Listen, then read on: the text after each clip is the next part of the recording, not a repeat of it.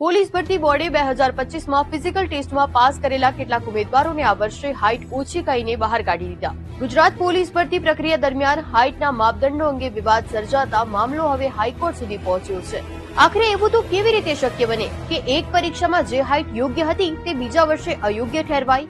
હાઇટમાં fail થયેલા ઉમેદવારોનું શું કહેવું છે? પાટીદાર નેતા દિનેશ બાંભણિયાની આ અંગે શું રજૂઆત છે?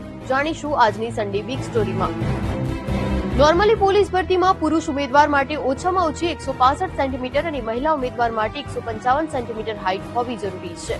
પણ અમે એવા ઉમેદવારો સાથે વાત કરી જેમની હાઇટ ગયા વર્ષે આપેલી ફિઝિકલ ટેસ્ટમાં યોગ્ય હતી ને આ વર્ષે ઓછી હાઇટ કહીને બહાર કાઢી દેવાયા છે.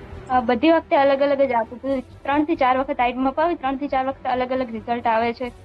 કોઈક વખત 154.3 આવે, 153 આવે, 154 આવે, એવી રીતે થતું હતું. અમને ન્યાય મળવો જોઈએ, બીજું કઈ નહીં. સામાન્ય પરિવારમાંથી આવતી મૂળ થરાદની પૂજા ઠાકોર જે ગયા વર્ષે ફિઝિકલ ટેસ્ટમાં પાસ થઈ હતી પરંતુ આ વખતે હાઇટ ઓછી હોવાનું કહીને ભરતી બોર્ડે ફેલ કરી દીધી.